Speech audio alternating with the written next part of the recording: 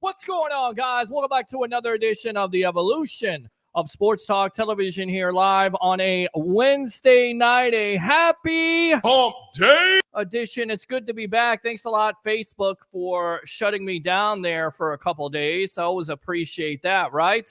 Not good. How do we start off this show as we always do here on a Monday, Wednesday night here on the Sports Web? Bring your passion, bring your excitement. Just don't bring any nonsense. On tonight's show, we'll have the legend himself, Mr. Leo Haggerty, former Coach Scout and now media member of Night Sports Productions and Amped Up Sports. At 9:30, we will have Harry the Greek, professional handicapper extraordinaire of the Sports Web. And as always, we'll take your phone calls, 727-255-0391. It's 727-255-0391. I know there's a lot of Bucs fans that want to call in tonight. Big time disappointing loss to the Houston Texans.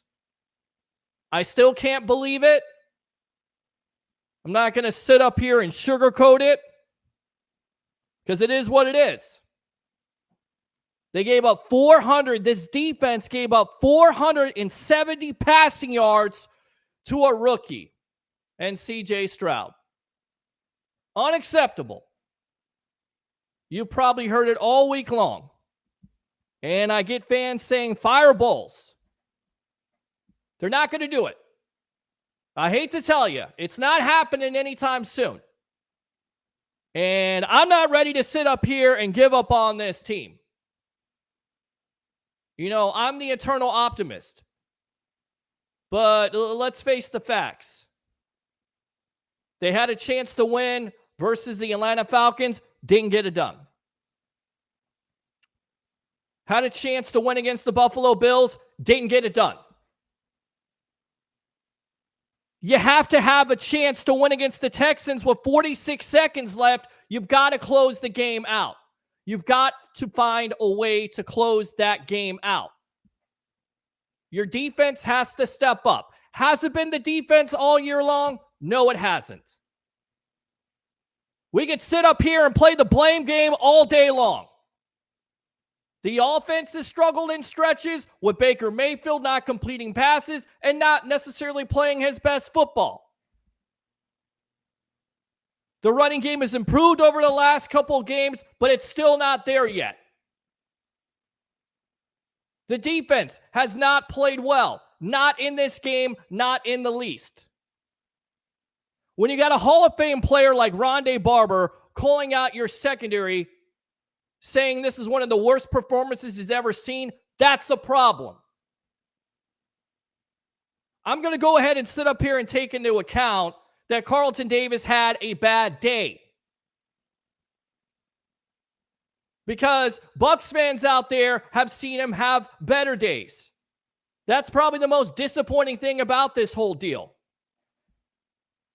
You know, it's not like there are all kinds of rookies on this team. Did they go through some changes in the offseason? Absolutely. But somebody has to be accountable for this. Whether it's the defense, whether it's the offense. Special teams can't really be accountable for it. They did their job. Again, let's not play the blame game here. Coaching, not a great coaching job here by Todd Bowles. You know, I was on the J.P. Peterson show today, and I always use this analogy when talking about the Tampa Bay Buccaneers sometimes, especially this year. I have a sales job. I do it every day. I want to bang my head against the wall. Why? Because I talk to customers about 8 hours a day. Love the company and policy scout. Love the managers. Hate the customers on the phone. You know why? I want to save money. Okay, I'll give you a way to save money. How are we going to save you money? Well, we'll do this, this, and this. Can you get it done? No, I can't get it done. Then you start to wonder why people are not saving money. The whole entire freaking call was, I want to save money. But you don't want to do anything different. See, there's a correlation here with the Tampa Bay Buccaneers.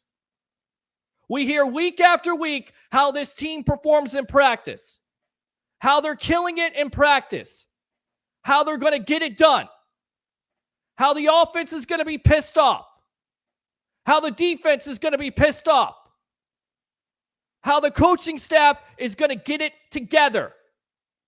And yet every week we sit here, especially on this 4-game losing streak, and say the same thing. Offense not getting it done. Defense not getting it done. Although the offense did score 37 points. You would think with the defense, if that's your staple, that you would be able to shut down a rookie quarterback with all the injuries that the Houston Texans had on their offensive line and their wide receivers. You would think. But that's not the National Football League, is it? That's why they play the games. That's why it's a week-by-week league. You hear the same excuses over and over again. When are the veterans going to look themselves in the mirror? Carlton Davis had a bad game. We'll hear from him. He talked about it all offseason, how they were the gravediggers. Yeah, they're digging themselves a grave. They're digging themselves a big-time hole that they can't get out of. Keep up losing. Todd Bowles will be out of here. I know every fan wants to have it happen again. I mean, that's the other thing. You get on social media. Maybe social media isn't necessarily good for your health. I mean, Bucs fans, you want to fire Todd Bowles. You wanted to fire him last year. I mean, let's fire another coach. Let's fire another general manager. Let's start over again. Let's go out there and draft another quarterback and ruin the guy's career because he can't develop him. Let's do that all over again. They're not going to fire this coach. Eventually, it's going to get to that point if they continue to lose. I don't know what to say here. I don't know what to give you the solutions to it. I'm not going to certainly call this team soft because I never played the game before. But something has to change. It can't be the same situation. We're talking to a customer. I want to save money. Why did you save money? Because you did nothing different. The same thing with this team. When is somebody going to step up and make a play? Where's Devin White at? Where's your defensive leaders on this team? Levante David shows up. Antoine Winfield Jr. shows up. Ryan Neal blows coverage again. He got benched. Good. You don't play up to snuff, get benched. That's how it's going to work. So I want to hear from you. 727-255-0391. It's 727-255-0391. Do I think the answer is to clean house? I'm not ready to go there yet. You play in the NFC South. Can we see what they do against the Titans? I know there's not a lot of confidence right now in Bucs Nation. I get it. Because I don't know how you explain that. How do you blow that lead? Baker Mayfield goes down. I'm at Riveters. I'm ready to get on. Once again, thanks a lot to Facebook for knocking me out. Appreciate it. Thanks a lot. You made my day. Off of background music. Gotta love it. Social media at its best. The world could be blowing up right now and burning down, and social media is worried about what's being played in the background of a guy who's trying to get it done with a streaming sports talk show. Yeah, that's going to solve all the problems out there. But I digress. The crowd is pumped up. They're ready to go. They're ready to celebrate the Tampa Bay Buccaneers winning over the Houston Texans, and you can't get off the field. And you Bucs fans, you know about losses. You've been through them all too well, haven't you? Do you remember when the Bucs were up, 24-0 with Mike Evans having a great game versus the Washington football team at the time, the Redskins, blowing that lead? You like that game? This was probably worse. You know why? Because in 2015, you didn't expect this team to do it. In 2015, you didn't expect that team to do anything. Nothing. Jameis Winston's first year as a rookie, no expectations at all. This team is way too talented. I am not willing to buy that they don't have the talent on this team to get it done. I'm not about to buy it. And neither should you. 727-255-0391. It's 727-255-0391. Yeah, fire the coach. It's getting to that point. I mean, everybody wants to reset all the time, rinse and repeat. Couple years removed from a Super Bowl. Rinse and repeat. Fire the coach. Get a new quarterback. Get all the players. Then bitch about it 2 or 3 years later because it's not working out. The model of consistency in the National Football League these days is the Pittsburgh Steelers. Do you know why? 3 coaches in their entire history. Chuck Noll. God, it escapes my mind right now. You got Mike Tomlin. And then, of course, you got the chin, Bill Cowher. 3 coaches. I'm not saying everything here is unicorns and rainbows. Not by any means.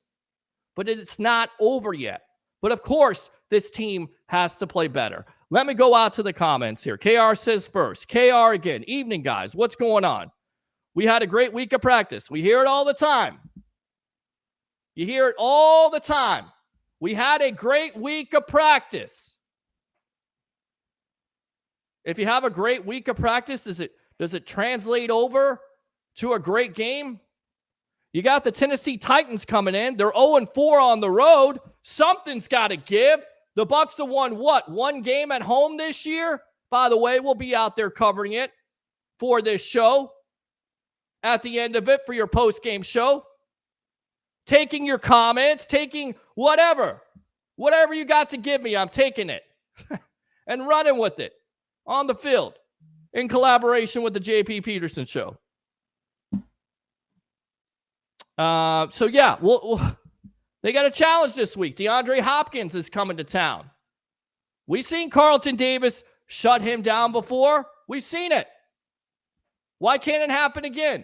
The most disappointing aspect of this team right now has to be their back end. By far. Because you just signed Davis to a contract extension just a couple years ago. You signed Jamel Dean to a contract extension in the offseason. You probably have the best, no probably about it. You got the best safety in the damn league the way he's playing right now, and Antoine Winfield Jr. And Ryan Neal, Ryan's Hope. Kids don't know what that is. A soap opera. That's what it's been. A soap opera with this guy. I mean, it's depressing. Completely depressing. Another blown play for 75 yards. Oh, yeah, it was him. That's why he got benched. D. Delaney on the last drive there. I don't know what kind of defense that is. By the way, going back to the analogy of customers wanting to save money but doing nothing different, how many times can this defense play a soft zone for it to not work? It's not worked for the whole year. It didn't work in that game. And if you try to do it again versus the Tennessee Titans, it ain't going to work again. When does that change? That's on coaching. They got to make the necessary adjustments. Todd Bowles was pretty pissed off at the end of the game, as he should be. This defense isn't good at all. No? Look at the numbers. Numbers don't lie. You know, this according to Greg Allman. 29th in the league in total defense, 372 yards per game. Not going to get it done. 31st in pass defense, 279 yards per game. Not going to get it done. 31st on third downs. That has been the Achilles heel of this team. Say whatever you want to about Baker Mayfield, because a lot of you want to replace him. He's not the problem. He's playing well. There may get to a point where you're going to have to take a look at Kyle Trask if you're out of it. You're only one game out. But that has been the Achilles heel of this defense all year long. Not able to get off on the field on third down. Whether it's because they're tired, whether the offense is not sustaining drives, it has to change. You have to get off the field. 4-game losing streak is awful. They're easily the worst passing defense in the National Football League during this 4-game losing streak. Easily. 16th in scoring defense. That's what happens when you give up 39 points. Coming into it, you were 6th, you went to 16th. If you're a top-flight defense and you're the Gravediggers and you're that Super Bowl defense with all these prideful veterans, you got to get it done. 727-255-0391. It's 727-255-0391 as we're awaiting Leo Haggerty. Don't know where he's at. So we'll talk with you. I'll sit here and bitch all day long. I got to make up for lost time. Thank you, Facebook. Let's go out to the phone calls. What's your name? Where are you calling from? You're on the Evolution. What's going on, Peter? Tristan. Tristan, what's going on, buddy? How you doing? Your thoughts? Oh man, I'm awful, man. I feel weird, man. You know, you not being on live the last few days and left a void in the algorithm. Yeah. Well, the algorithm is all screwed up because you got Michael Jackson and Prince playing in the background, which, by the way, love Crew Live, love the DJ in the background, love to have a good time. But the social media geeks and nerds out there got to be careful because I don't want to offend anybody. They got offended by it and they shut me down. So I'm back. I'm back here. Like you'll be surprised the absence of the algorithm. I didn't even know there was a Bucs and Bow Ties group that was posting Bucs information. Like, there's all types of calamity, man. I'm telling you. I am absolutely telling you. Yeah, let's get to it, man. Yeah, let's do it. Peter, I'm just going to be honest with you here, man. I said it at the beginning of the season, the first 3 games, I was like, maybe I was wrong. Yeah. But reality is set in, right? It's getting there. You know, I'm not ready. I don't know. I can't come on this show and give you any reason besides the fact of they have pride. They have talent. Can they turn it around? Can they continue to commit the same mistakes, or can they do something different? Do they get pissed off? I think it goes back to what Antoine Winfield Jr. said, just a couple weeks ago when he had a team meeting. Do you want to be great? That's your team leader. Devin White had a sack, but needs to show up more. Guys are not young on this team. They want contracts. They need to earn those contracts by playing better. It's easy for me to sit up here and say that. I'm not sure if it's going to be able to translate on Sunday. I'm hoping it does, because this team at home has not played very well at all. Yeah, and the part of the mistake that I made was I was looking for somebody to blame, right? Yep. It's an age-old adage in sales called in comparison to what, right? Very, very, very old sales technique, right? Right. So you look at this roster and you say this is a good roster in comparison to what? So I took the liberty of taking my time to break down said Buccaneer roster. Please do. Go ahead. Go ahead, Tristan. Okay, so let's go at what we were up against coming into the season. $52 million over the cap, right? Correct. Baker Mayfield, $4 million starter or previous starter. It was a bargain of the basement deal. At first, I was upset with the beginners. I look at it in hindsight. Jason Light made the best play he could by taking Mayfield. And Mayfield's not saying that he's everything that's wrong with this team, but if we had the choice between Baker Mayfield and Josh Dobbs at this point, and I think we all would say Dobbs, right? I think again, Mayfield, 12 touchdowns, 4 interceptions. That's not a bad touchdown to interception ratio. Now, to be fair, has he had times this year? Has this offense, necessarily given him the time, or has he necessarily played his best football every game? No, we know that. We talked about this on this show, especially the Lions game where you miss, about 3 or 4 deep passes, and that's not a good thing. And you look back at the Houston game. He missed some passes in that game where you could have scored some points. Somebody broke it down on Twitter where you go with the flea flicker and Mike Evans is wide open. You got to hit that pass and you don't hit it, whether it's pressure, where it's not reading the defense. And look, I'm not ready to sit up here and subscribe to the theory of, well, the reason why Baker Mayfield is out there is because he's not a good quarterback. No, I think it also is a combination of things. When you don't have the consistency when it comes to coaching, when you don't have the consistency, when it comes to an offensive coordinator, that doesn't help. You got to have that consistency. Has he been given a fair shake? And when he's been given a fair shake with Cleveland, he led them to the playoffs. Now, you fast forward the clocks here and look at what he's done with the Tampa Bay Buccaneers. I think if you look at it from the standpoint of, the big picture, 12 touchdowns, 4 interceptions, you take those kind of statistics, wouldn't you? Yeah, I don't think those are bad numbers at all. But I also weigh into account the position that Baker Mayfield is in. Like, the guy's playing for his career right now. Like, don't get me wrong. I think he would love nothing more than to go out there and at least try to go out swinging like Jameis Winston on the 30 for 30 season. Yeah. But he knows, and I'm pretty sure he's well aware, that people aren't buying Baker Mayfield stock like they were 4 years ago.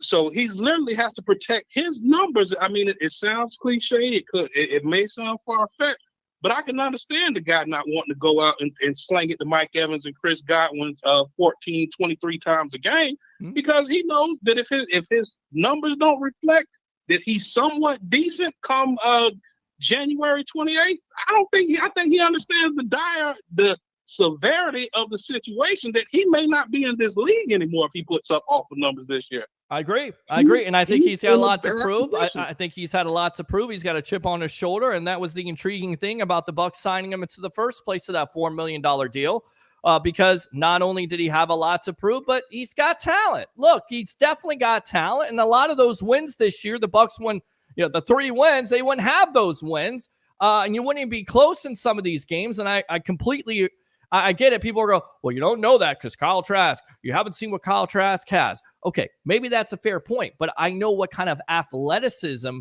Baker has over a Trask. I also know that Baker has the career starts in the National Football League for the experience, so he can make things happen. He's made things happen when there's nothing there. He's basically made chicken shit, excuse my language, for chicken salad. That's how it's come down to, especially on third down. He did that in the game against the Houston Texans. He did it on the last drive. They should have won the game. That was the defense's fault. That was the coaching fault. And again, it goes back to what I talked about with the analogy. You can't continue to try to do the same thing over and over again and expect different results. If a soft zone isn't working and you've got Carlton Davis and you've got Jamel Dean, not in this game, you had Zion McCollum, and he didn't look good either. But if your personnel is for guys to play man-to-man coverage and you're running zone, it makes no sense. It's like Greg Schiano getting Darrelle Revis and saying, you know what, you're the best man-to-man corner, but guess what? We're going to play his zone. Guess how that worked out? Not very well. It doesn't work out at all. You got to play guys to their strengths, and in my opinion, the Bucs aren't doing that right now. No, I can agree with you wholeheartedly as far as that we have man corners. No doubt about it, Jamel Dean and Carlton Davis, they've proven themselves to be adequate in man. But those are 2 guys out of the 11. Now look at it from a coaching perspective. Who on that D-line, we can all agree, Joe Tryon-Shoyinka is not the pass rush extraordinaire. He's not it. He hasn't been it. I'll give you another name in which that nobody seems to talk about, and it's mind-boggling. Yeah. Where the hell is Logan Hall? Well, he's hurt this week. It looks like it looks like he was hurt last week. I mean, I don't know. I mean, he's had flashes of brilliance, but you haven't seen it. And, a lot of people would say, and there's a lot of Jason Light non-fans out there that would say this is on Jason Light with JTS and Logan Hall not producing and not performing. So you know what you do? If JTS continues not to perform, you bench him. You go with the Yaya Diaby. I don't care if he's ready or not. Throw him in there. Get him ready. Anthony Nelson. You get guys that are going to go and rush the passer. And if you don't have that, and you have your linebackers, which you already know that Devin White's not great in coverage, and you already know the back end struggles mightily with coverage, although I still think Carlton Davis is a hell of a corner in this league and can do it, has shown that he could be one of the top corners in the league. And I'm just going to say, you know what? I'm going to chalk it up and say that he had a bad game, okay? But if you're not getting that pressure up front, okay, and again, I never played the game of football, but I watched a lot of football in my time, and I've heard a lot of people talk about it who play the game. It is predicated all on pressure. If you get pressure on the quarterback, that helps your linebackers out, and then helps your back end out, and that's exactly what the Bucs are not doing right now. Oh, I agree wholeheartedly, but again, and as much as I want to blame Jason Light, I can't right now. I can't. You can't. How can you? He's done everything he could to not only go in on or go all in with Tom Brady, but make sure this team is successful. It's just guys are not performing right now. And, you know, sometimes it's not just, you know, on coaching, it's on players taking a look in the mirror, especially those veterans on this team. It's about them saying, you know what? We expect to do better than this. And maybe there's some guys on this team that are making business decisions. Maybe they're hurt. I don't know, but it's not up to snuff. It's not the defense that a lot of Bucs fans are used to. What else, Tristan? I hear you, but we got to look at it. We got to look at it holistically. We can't look at it as a position breakdown. We can't look at it as a coaching breakdown. Right. We have to look at it and run it strictly by the numbers. Minus $52 million will put at least 3 guys out there on offense and defense. Agree. Who would be immediate starters. Agree. So now we look at the pass rush. Aside from Shaq Barrett, there's no guy on that B line between Shaq Barrett and Vita Vea who's gotten more than 8 sacks than Vita Vea. And if you start looking at the ends, nobody's gotten more than 4 sacks in a season. Yeah. So you're not just going to magically teach these guys how to touch a quarterback. So now let's look at the secondary, and we move on back to the secondary. I like Carlton Davis. Carlton Davis is a good man shutdown corner, but if we look at it from a turnovers perspective, there's nobody on that secondary in that secondary unit besides Antoine Winfield, and he's only maxed out at 2 interceptions in the season. There's nobody on that secondary that's a big turnover guy. So literally, there's nobody that can generate those turnovers, nobody that can generate those pass rush. And Todd Bowles, if you're any type of coach worth their salt, you know this. So you have to play a soft zone, and hopefully that a blitz can get home every now and again to try to slow the other team down.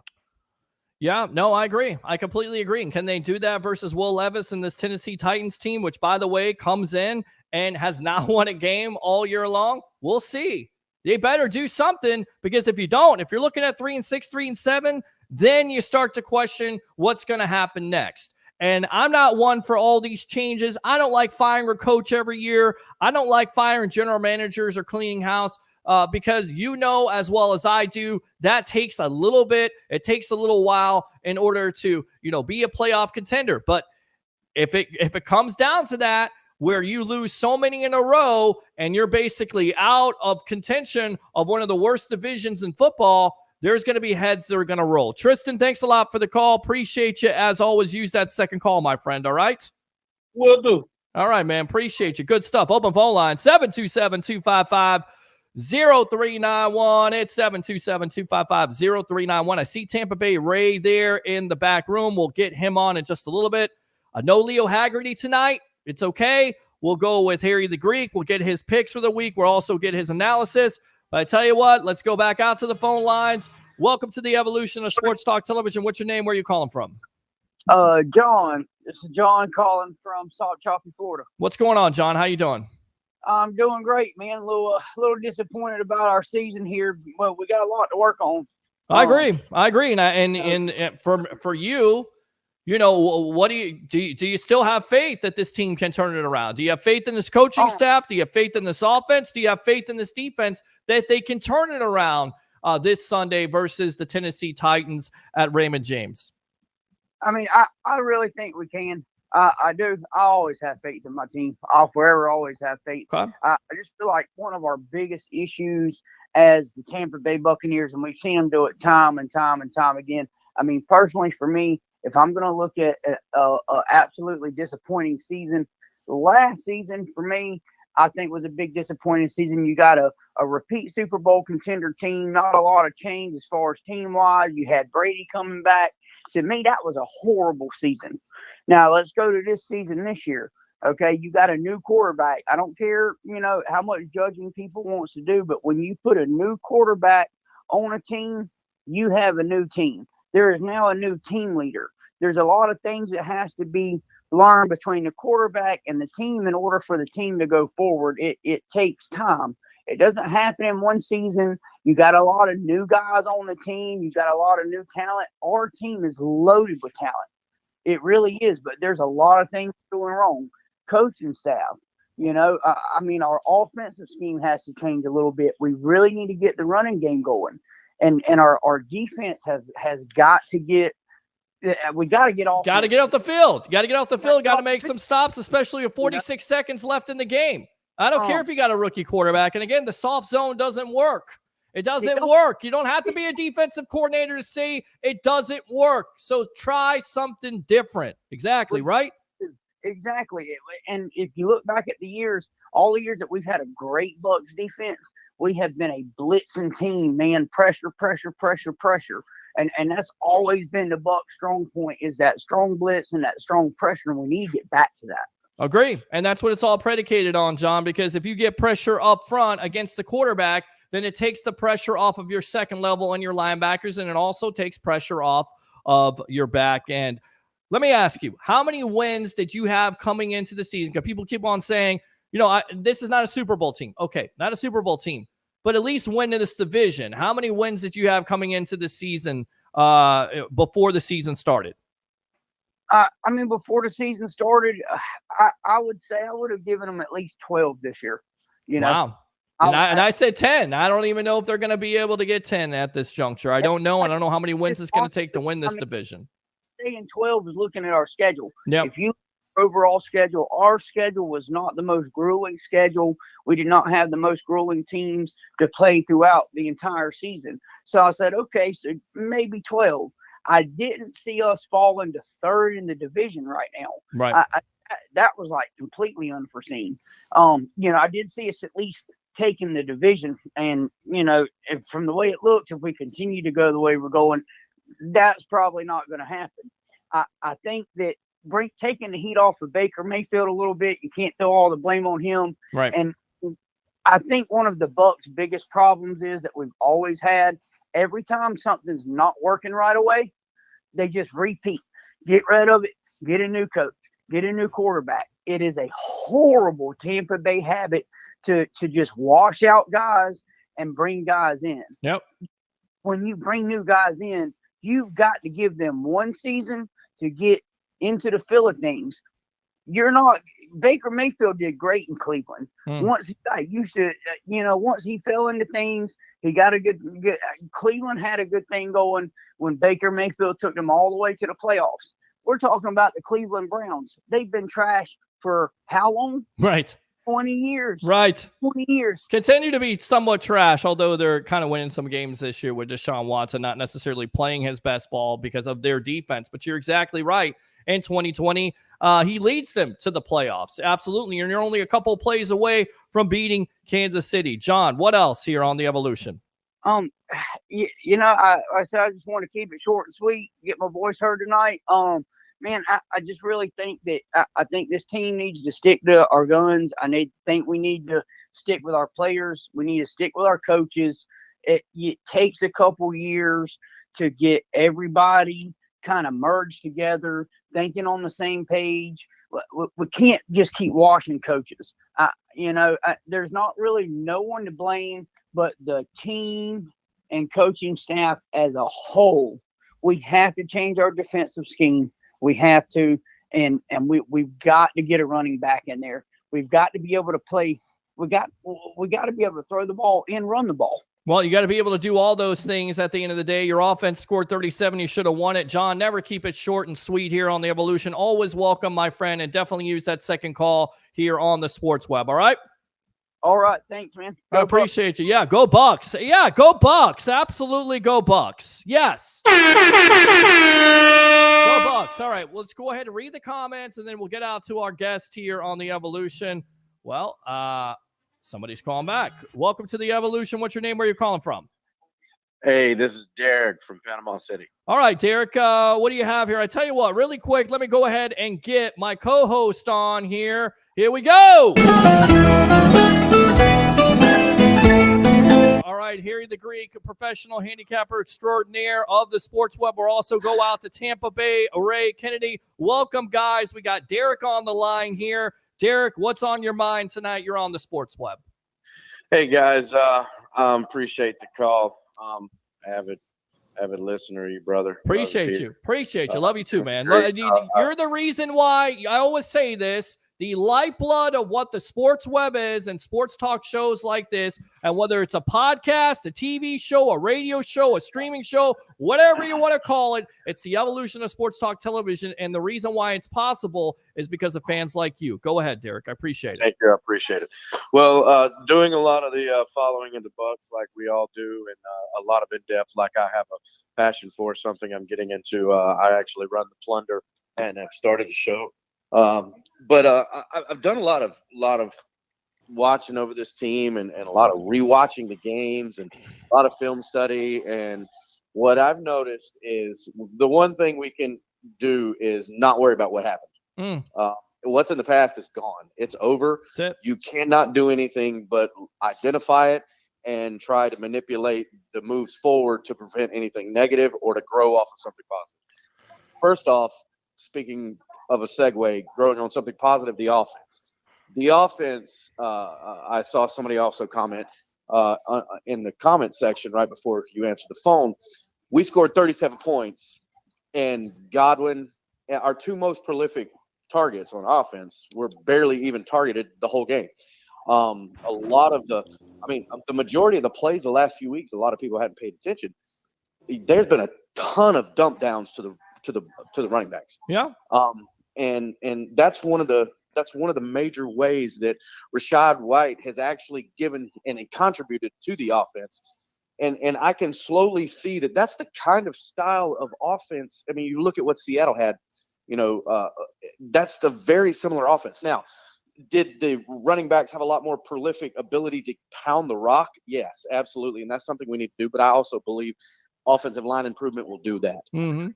What I see as a team, I flipped out. I was irate for a few days, got emotional, but we're a hawk and a loogie away from being in first place. Yeah, literally. Yeah, pretty much. That close. So but we're not, because the team choked. Yeah, the team choked, and is that on coaching? Absolutely. And I'll tell you what, It's not just coaching, Peter. Well, it's not just coaching, but it's also players failing at their job. Derek, hold on a minute. I want to go out to Harry the Greek. Harry, your thoughts. Talk to Derek here on the Sports Web. Hi, Derek. How are you? I love your analogy. I love your passion, but it's time to stop making excuses. This team is not as good as what it was. The back end of that secondary is horrific. The last caller was talking about a team. We need to get back to blitzing. You can't blitz if you can't cover. No. Okay, that's the bottom line. There's a lot of shit that's going on the back end of this team that people are not talking about. And the elephant in the room is the safeties and the corners are not playing very well right now. You are getting decent pressure up the middle. They are stopping the run without question. You also made another comment that they're doing a lot of dump offs. Get used to it, because that's what makes this offense run. And that, my friend, is the reason why they scored 30-some points in the game, because it does set up that play action pass. They finally ran the offense like they were supposed to this year, but the defense choked at the very end. Blame it on the players, blame it on the coaches, but the bottom line is you got to blame it on the organization. All right, so we'll go out to Ray in just a moment here. Derek, go ahead and finish up, and we'll get you out of here, and you can use that second call if you want to. By the way, we got to have you on the show with the Plunder. You got to promote that, but go ahead. Hey, guys, I appreciate the call. Listen, I love the words. I actually kind of fall in line with what you were saying offensively. I'm on the same page as far as that goes, but as far as defensively, we're overachieving in the past, and we're paying for it now. And I think having Todd Bowles as a decent defensive coordinator with the year we won the Super Bowl, really stepped up the game of the defense and the expectation of not only the fans, but the players and the organization and everybody else was to keep it up that high. But they've been unable to do that in the last 2 years. And that's something we got to get back to. But I agree. We are who we are. And I think we're going to get 8-10 wins tops. All right. One thing before he goes, I will defend last year's team. Okay, this team refused to run the ball last year.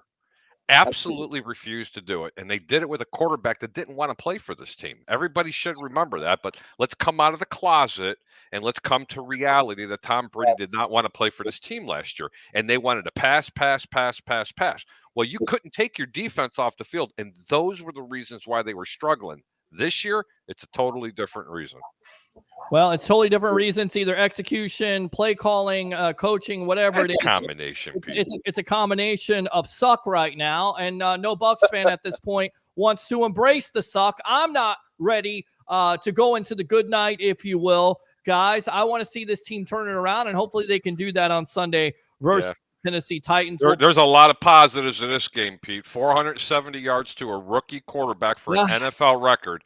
Let me go ahead and do that again. That's almost 500 yards to an Ohio State quarterback.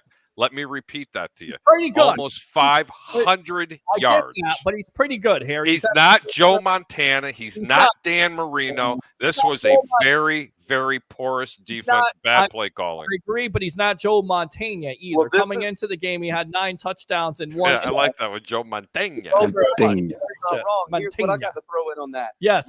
He's talented and he's fantastic, but who is he throwing to again? I mean, right, Tank Dell. Who the hell is Tank Dell? I think of Dell, I think of my Dell computer. That's what I think of. This was a Lovie Smith built team, by the way, gentlemen. Let me go ahead. Let's talk about the other elephant in the room. This is another Lovie Smith team that was put together, and they put a quarterback in there and a running back, and look what happened. Well, I think D'Amico Ryans definitely deserves credit, but you're right. Lovie Smith did build it up, but Dalton Schultz is not the next Tony Gonzalez. Let's just put that out there. Derek from the plug. Sure as hell looked like it, didn't he, guys? And that is, completely ridiculous at the end of the day with linebackers and your players, especially Carlton Davis. Derek, thanks a lot for the call. Appreciate you. Use that second call, my friend. All right? Yeah. Talk soon. Thank you, man. Appreciate you. Let me go out to Tampa Bay. Ray. What's up, Ray? Quiet as a church mouse over there. Proud of you, my friend. Your thoughts on the Bucs losing last Sunday 39-37. Welcome to the Sports Web.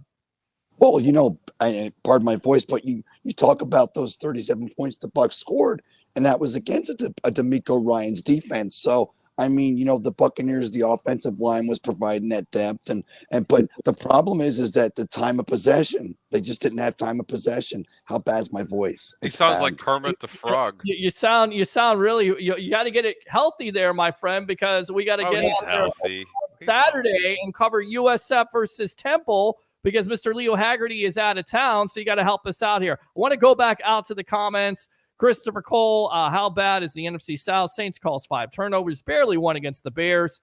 Falcons offense is decent, but their defense just gave up the lead against a guy who didn't know the playbook. And a lot of people say, well, what's his offensive story or what's his team story? Other teams are getting it done. They're adjusting.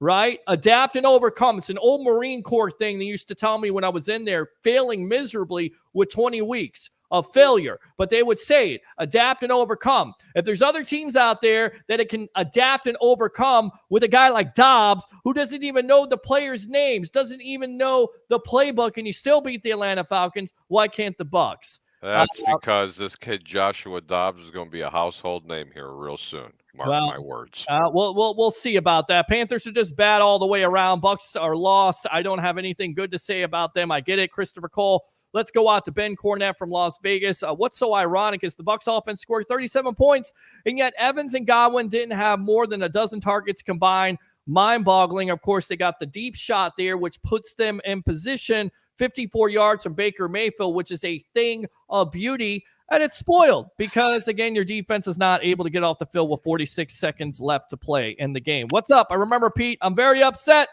I said all this about the running game. And, again, no turnbuckle talk tonight because we neglected you on Sunday. Thanks a lot to friggin' Facebook. We're going to be here talking Bucs football and NFL football in general. So no wrestling talk tonight. You can call about it, but whatever. Exactly right, says Christopher Cole. KR says, love the rant, Peter. You're not lying, brother. I don't. I can't lie. You know, You were know. ranting, Peter. You? I'm always ranting, dude. I'm always Oh God. ranting about my job. I was ranting about Esther and Winifred and Gertrude telling me they want to save money but not doing anything different. It's just like watching the Tampa Bay Buccaneers in 2023. You want to be a great defense, yet you don't want I was happy with their offense, Pete. They put a game together, brother. They did. They put a hell of a game package together. They got the ball up and down the field. They played extremely well. I mean, who in the world would ever have thought that the defense would let them lose the football game? Well, to the Houston Texans. Let me repeat it. To the Texans. Yeah. Oh, by the way, the Greek would have went 6-1 if it wasn't for the Buccaneers. Listen to you. Hold on. If I would have just told everybody to go ahead and take the Bucs with the points because they were getting 2.5 points, we would have been really good. So instead, I had to go 5-2. Sorry, guys. Well, and here's the thing, guys. Where's the pressure up front? There's the what? Where's the pressure up front? Where's the the Shaq and Joe Tryon? Bro, you got to stop messing with Petunia. Well, I'll tell you right now, enough about Petunia. You must have been screaming at your TV watching that performance. I got to go back to it, guys. What did we think about the 10-second runoff? A fatal mistake there. Hindsight is 20/20, but Todd Bowles just allows that 10 seconds to run off the clock. You know, maybe the 10 seconds comes in handy. Maybe you can take. Are we even talking about this if they don't give up 80-some yards in 40 seconds? Well, and here's the thing. Are we talking about it? I want to go back and I want to say, okay, it was bad clock management. But the truth is, it's not so much it was bad clock management, but it was the fact that Todd Bowles is a head coach. He's just like, oh, there was a penalty or a timeout in a 10-second, and he allows it to happen. Whereas, a Bill Belichick or I'm trying to think of another coach, maybe a Kyle Shanahan or maybe a Andy Reid. They put their foot down and they go, no, definitively, I don't want my timeout used here. Take the 10 seconds. We'll go ahead and roll with what we have because we were already in field goal range to tie the game up. So I think that's been a big thing this week is when we're talking about Todd Bowles and the decisions he's making as a head coach. It's not so much in that case, it wasn't the decision he made. It's the decision that he didn't make because it was above him. It seemed like it was too big for him in that moment.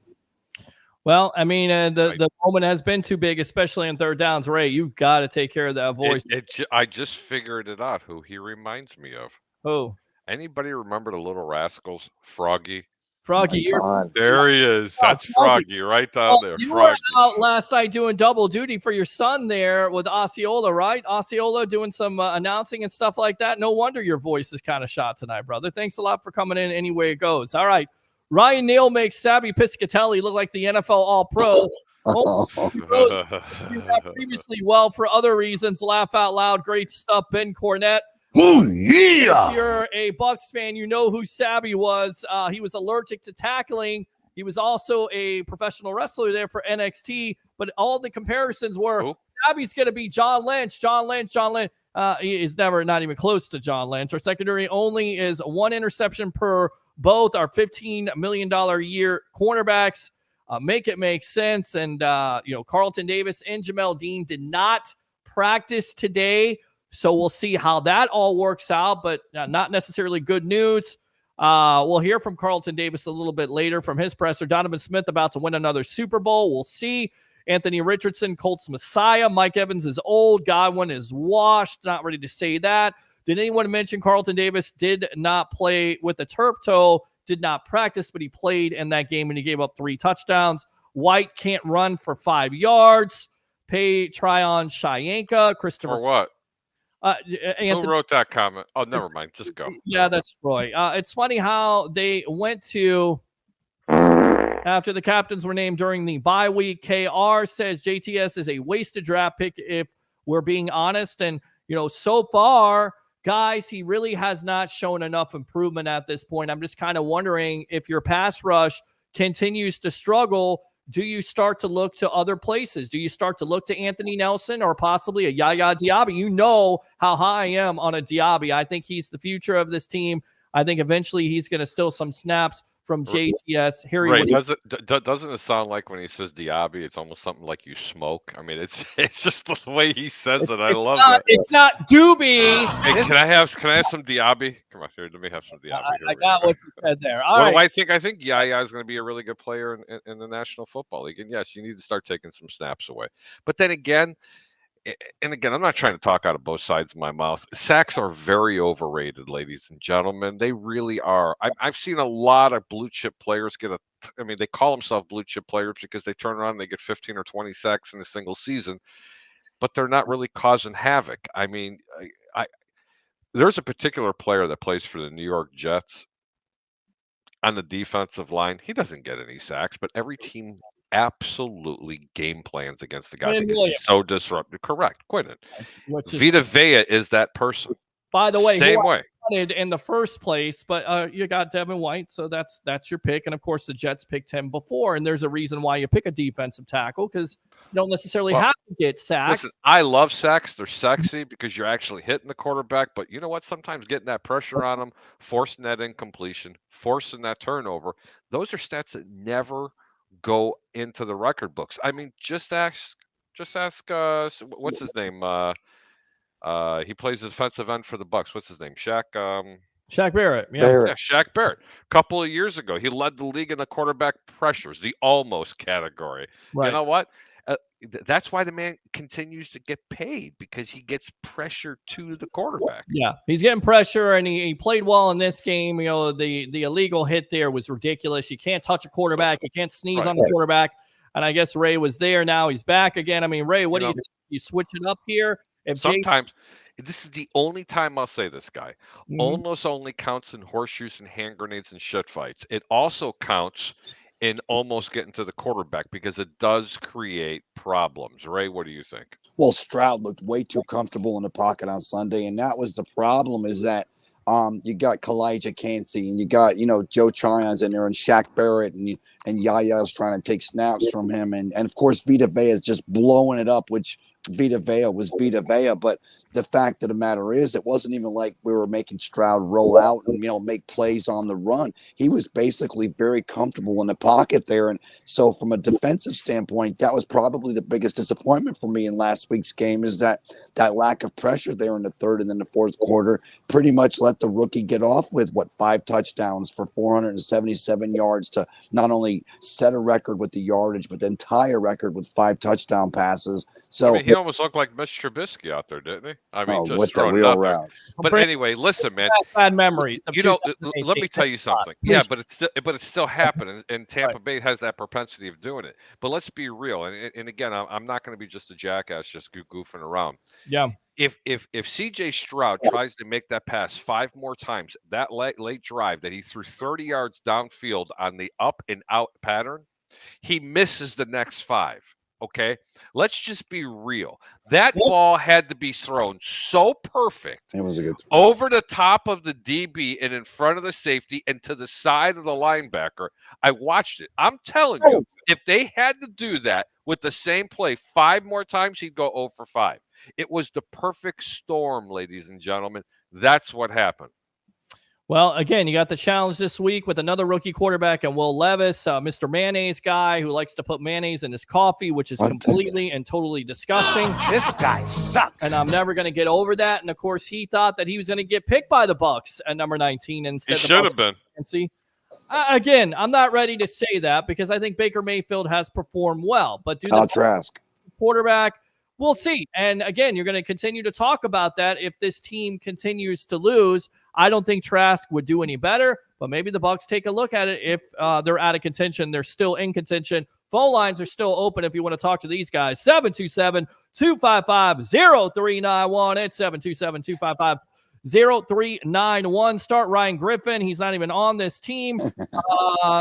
Carlton Davis, Dean, 2 Stooges. Why do I even read this guy's comments? KR, go away, troll. We don't need your mess tonight. Agree. I will read his comment. Been on the show before, you chump. Go watch cartoons, whatever. You've never been on the show. We're not bumping the wide receivers off their routes. I mean, that's the thing I talked about at nauseum. We continue to see, and you talked to Todd Bowles about this a week ago. You want to be And we talked about in the offseason, you want to be physical at the point of attack. You don't want to give wide receivers a free release, and yet we continue to see guys get off a free release, go down the middle of the field. You know, Pete, I must have fielded a dozen text messages and DMs talking about the Bucs need to play more man. You know, they've gotten away from their game. And I'm going to tell everybody the same thing who wants to turn around and jump on that narrative. You would have gave up 57 points if they played man coverage. Their corners and safeties are not playing well. Well, it's not just that's the bottom line. You got to play zone. You got to force that team to make a mistake. It's not just that, though. You want to talk about bumping receivers off their routes. It's hard to do it when you've got your guys in 40-yard deep prevent defense there. Oh, no, I agree. I'm talking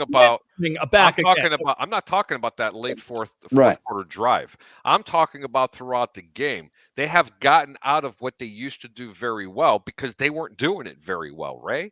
They were having problems getting up there playing man with safety over the top. Now they're playing 10 yards off on the average with safety covering and a linebacker shadowing.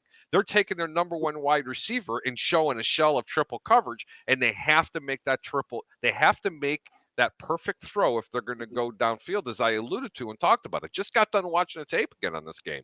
It's not anything like people are thinking. This defense is playing scared right now. Who knows what's going to happen on Sunday when they're playing the Tennessee Titans, Ray? But I'm telling you right now, they're going up against another rookie in Will Levis, who, by the way, has a Cutler cannon for an arm. Sure. And let me tell you something. If they force him, you want to play zone on this kid. Trust me. All right, you want to play zone because you'll frustrate him. Let's go out to the phone lines here. What's your name? Where you're calling from? You're on the Evolution. Hey, what's going on, guys? This is John. I'm calling back again from South Choppy, Florida. Okay, fine, John. Go. Hey, man, I'm just completely absorbed in this conversation tonight. It's I'm live by the blitz, die by the blitz. I've always had that mindset. I've always loved that mindset. I know we talk a lot about we really don't have the corners that can get out there and perform the man coverage. But if we can just get the pressure, look at the season so far. How much pressure have we really been able to get on any quarterback? The whole season, we're getting hardly no quarterback pressure. We're not getting back there. We're not getting sacked. We're not disrupting that pocket. If you can get enough disruption in the pocket, you get your quarterback off their game. They start making mistakes. They're throwing interceptions. They're fumbling the ball. We have got to collapse that offensive line. We've got to put pressure on the quarterback, and that's where you get turnovers at. That's true. It's all blitz.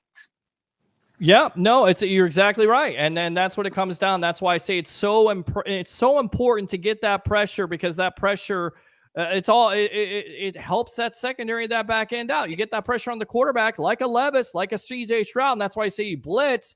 Because if you have 4 and 4 are not getting there, you got to do something different. You can't continue to run 4 up there and they're not getting to the quarterback. You got to do something different. And to me, Devin White blitzing from the linebacker position, he may not be great in coverage, and he's not. He definitely needs lots of improvement there. But when it comes to blitzing a guy from an A gap or a B gap or something along those lines, that's what I would looking to do at the end of the day.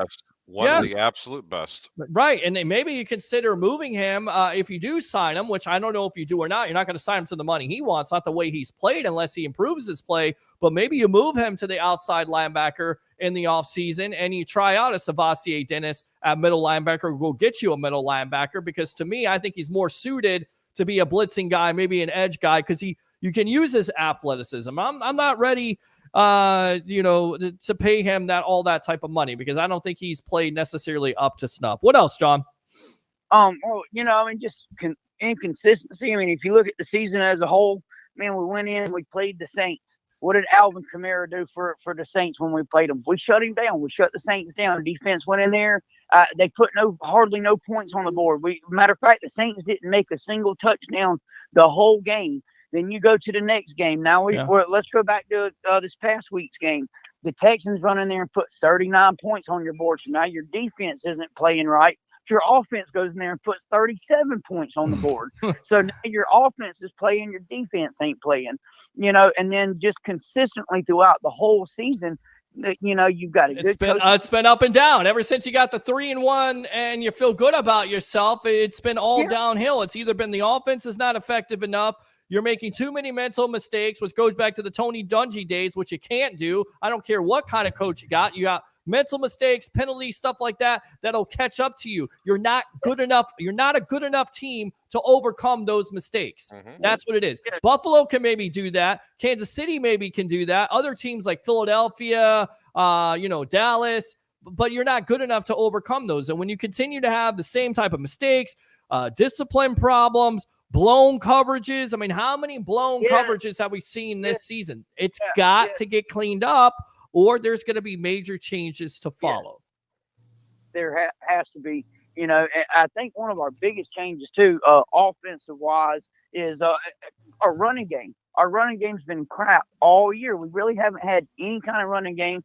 And if you look at your offensive line throughout the season, your offensive line is performing. Yeah. We don't have a lot of sacks on our quarterback this year. Baker Mayfield's been comfortable in the pocket. He's been able to perform and do what he's supposed to do.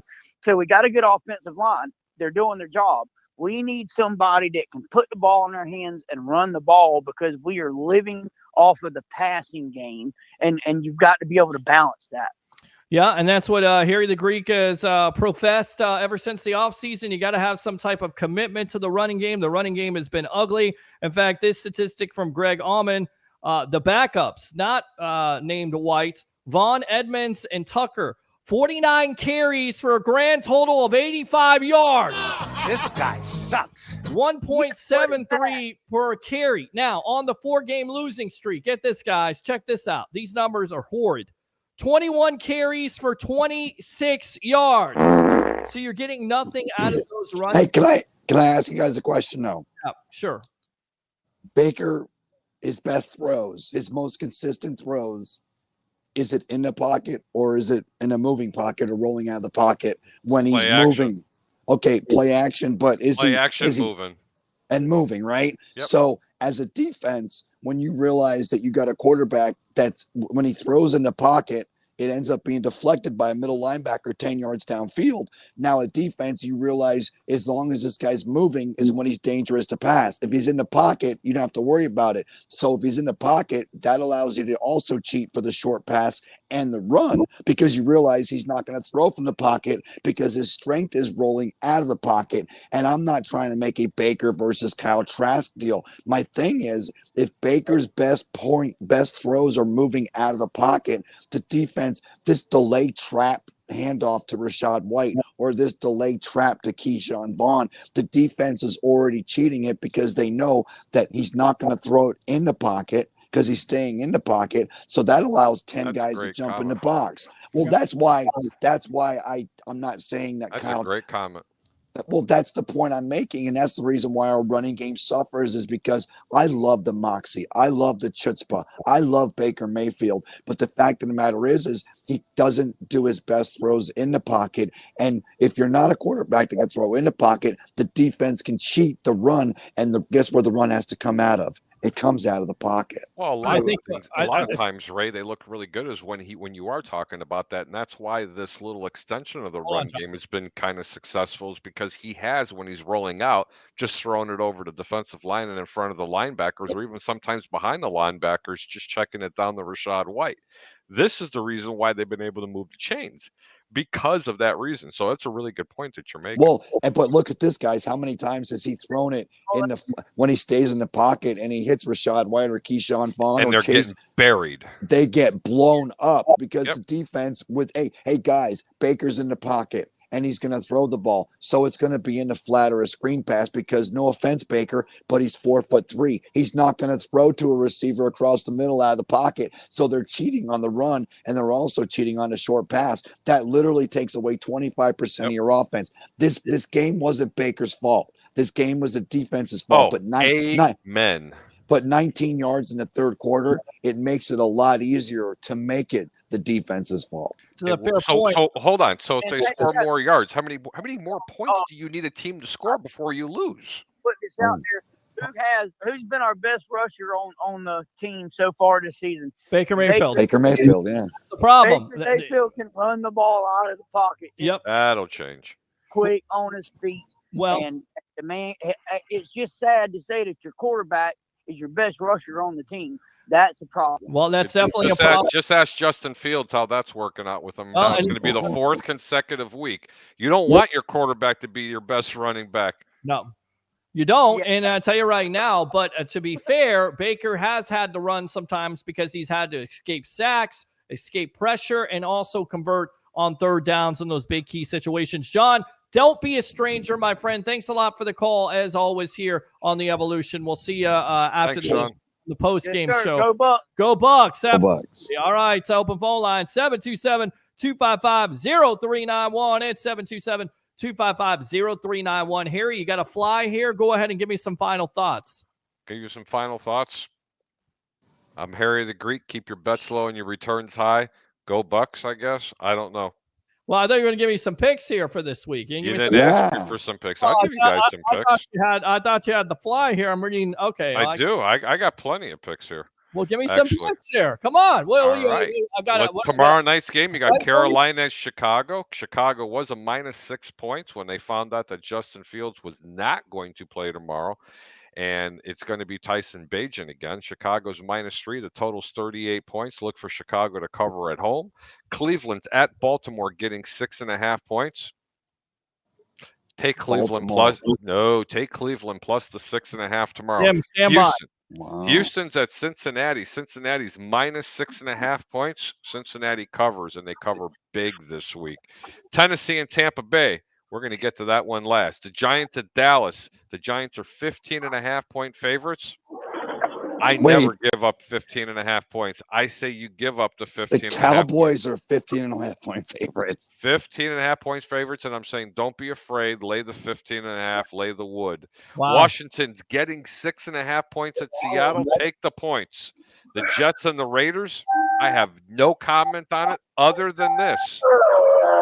What is all that noise, guys? I can't hear myself. That is Jim. Jim, I have to call you back here, my friend. We got phone callers. They want to call in. They want to talk to you. They want to talk to Ray. Jets and Raiders are 36 points is the over-under. I don't like a side in this game, ladies and gentlemen, but don't be afraid to bet the over.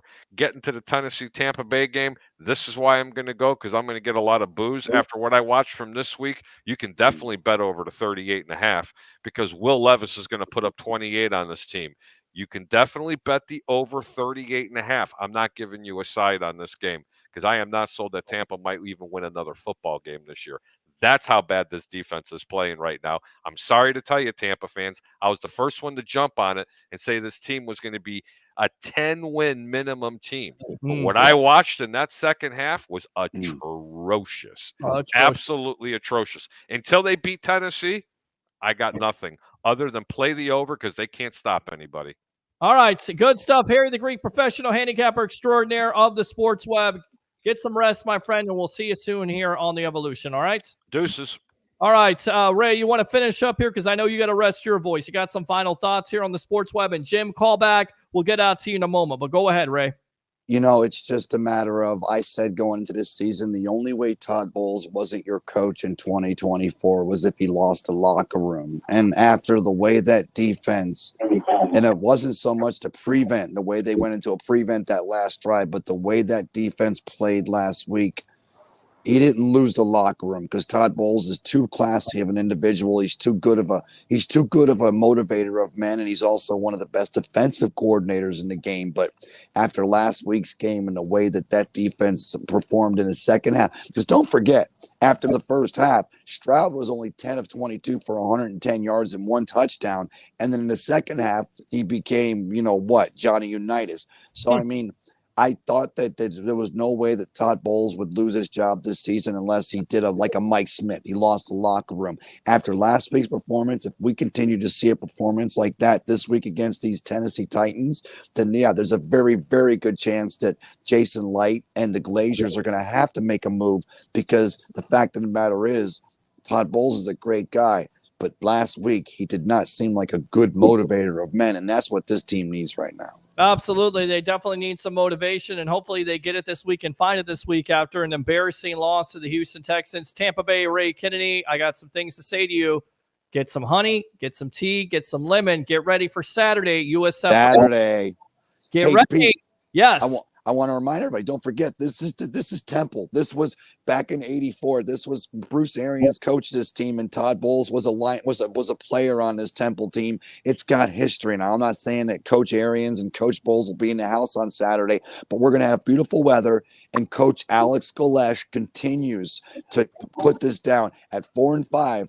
This game is very important for these USF Bulls to get back to 500. I'm so glad that you and I are going to be over there at Raymond James locking it down. It's going to be a great Saturday. I think that we're going to continue to see this new tradition for these USF Bulls, and it starts on Saturday at 12 o'clock. And, brother, you and I are going to be there. So everyone out there, tune in because we're going to have you covered. It's going to be a lit day. It's going to be a lit day. It starts at noon. We're not going to have a pregame show, but we'll have a postgame show either on the field or in the red corner. Tampa Bay, Ray, rest your voice. Get ready, my friend. Saturday at noon, we'll see you on the Evolution, all right? All right, brother. Thank you. All right, there you go. Tampa Bay, Ray Kennedy, Harry, the Greek, they're gone now. Let's go out to Jim. Damn it, Jim. Thanks a lot for the call. What do you got to say about your Tampa Bay Buccaneers losing to the Houston Texans 39-37?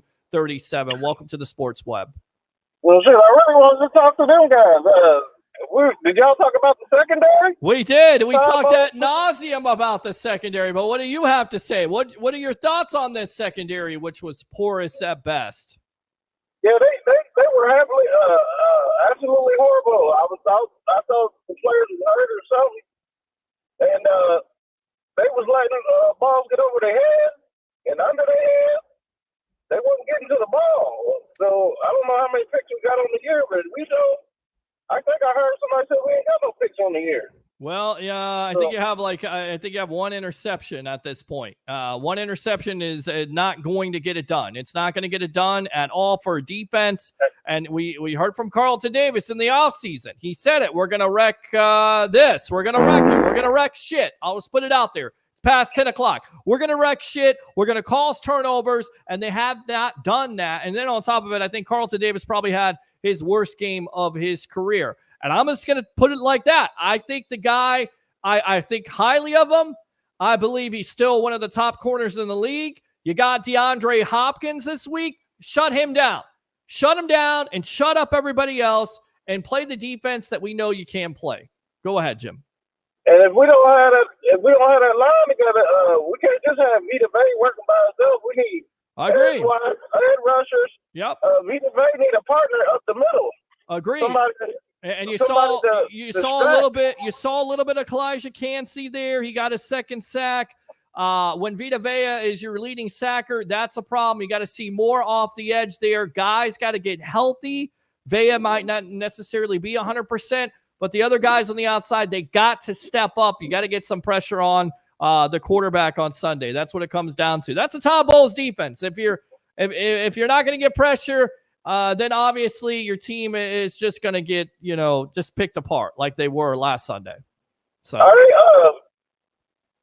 we playing the Titans, right? Tennessee Titans, yes, sir. Is they running back healthy? Is Henry running? He is healthy. That's it. If they don't play defense, they're going to try. They're going to try. That's going to be a matchup right there that the Bucs are going to have to win. And I still would put the onus on shutting down Derrick Henry at the running back position, making the Titans one-dimensional. I don't think Will Levis is going to be able to beat you in the air, but I've been wrong before. I mean, I just had a rookie quarterback to throw for 470 yards. So I think that would be the game plan. Yeah, my father was talking this weekend, man. That daggone rookie, is he from Ohio State? Yeah, Ohio State. Yes, sir. Yeah, my dad remembered him, and I was like, well, I don't care where he's from. He should be throwing on us like that. Yeah. And, so he's throwing on us like he all pro out here. Yeah. So I was like, he didn't win the Heisman. I ain't seen no Heisman. Okay. Well, I agree. We got to do better than that. You got to definitely do better than that. You can't give up a record 470 yards to a rookie quarterback. You can't do that this Sunday and expect to win. Jim, anything else here on the Sports Web? Well, next weekend coming up, we need pressure. Yep. And I need at least 2-3 interceptions for me to be happy. Okay. That's my goals of the game for next coming up game. So 2 or 3 turnovers. You're going to cause there. Okay. All right, my friend. Turnovers. It could be a fumble too. Either way. I agree. I think everybody right now, as a Bucs fan, will definitely take some turnovers from this defense and definitely short fields for this inconsistent offense. But again, that was probably one of the positive things that came out of it. I get it. It's the Texans, but you still scored 37 points. Maybe you build off of that. Hopefully you can build off of that at home. Jim, thanks a lot for the call. Appreciate you as always. Let me give you the Ric Flair. Woo! Right there. Good stuff. Open phone line, 727-255-0391. It's 727-255-0391. I want to read these comments, and then we'll get out to Carlton Davis, and we'll get out to Baker Mayfield, who spoke to the media today. Our offense is not putting up points in the red zone, keeping our D on the field. Too long. Yes, the D is tired. Field goals is not going to win games. We have in the end zone with touchdowns. Also very bad coaching. The D is not playing like Tampa Bay defense at all. And penalties plays a big part. Good stuff, Ron. I completely agree with you. Yeah. You can't disagree with that. How can you disagree with anything right now of that? I mean, that has been the season. It's been up and down, whether it's the offense struggling, the defense struggling, quarterback play struggling, offensive line, stupid penalties, defense not being there.